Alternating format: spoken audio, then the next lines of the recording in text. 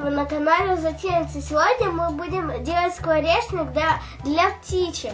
Не скворечник, а кормушку будем делать. Птички сейчас очень голодные, на улице снег, холодно, и мы их немножко подкормим, да? Да.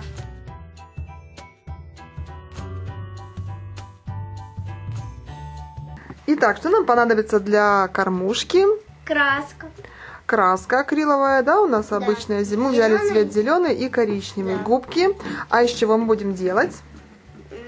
Будем делать из баночки, Кофе. из-под кофе, да, жестяная баночка из-под кофе. Она очень удобная форма, от кофе Нескафе.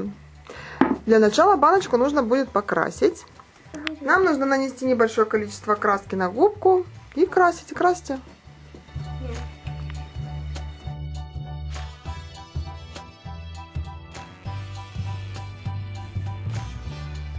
У нас получилось вот такой.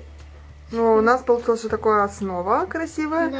Ну, теперь ее нужно немножко украсить, да, чтобы была у нас красивая кормушка. Сделаем мы это при помощи краски. Какого цвета, Милан? Зеленого и белого. Краски тоже акриловые. И нам понадобятся ватные палочки. При помощи ватных палочек мы сделаем небольшие горошинки.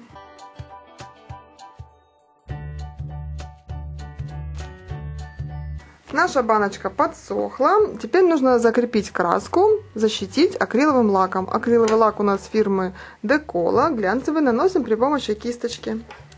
Дайте.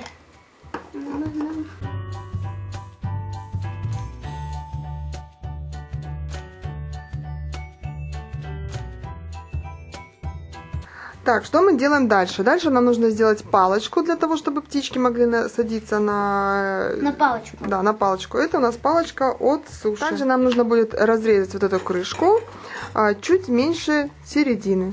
Разрезаем ее напополам при помощи ножниц. И... Далее нам нужно сделать будет отверстие. Нет, это будет маленькое. Вот эту часть будем использовать, Викуль. Это убираем. Вот эту будем. Подожди, нужно сделать небольшое отверстие внутри. И продеть сюда палочку. Продевай палочку вовнутрь. И теперь при помощи горячего клея мы закрепим палочку и крышку внутри. Вот таким образом. Okay.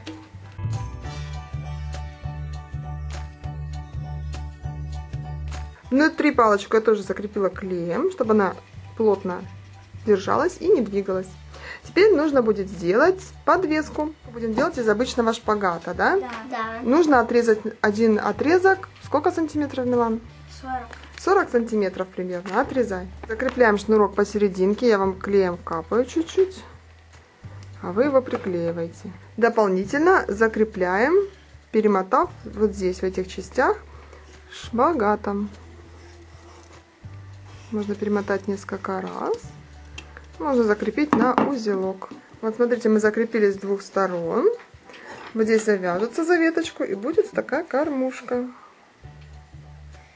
Так, теперь сюда нужно будет, девочки, насыпать зерна. Да? Да, вот сюда засыпайте, вот сюда.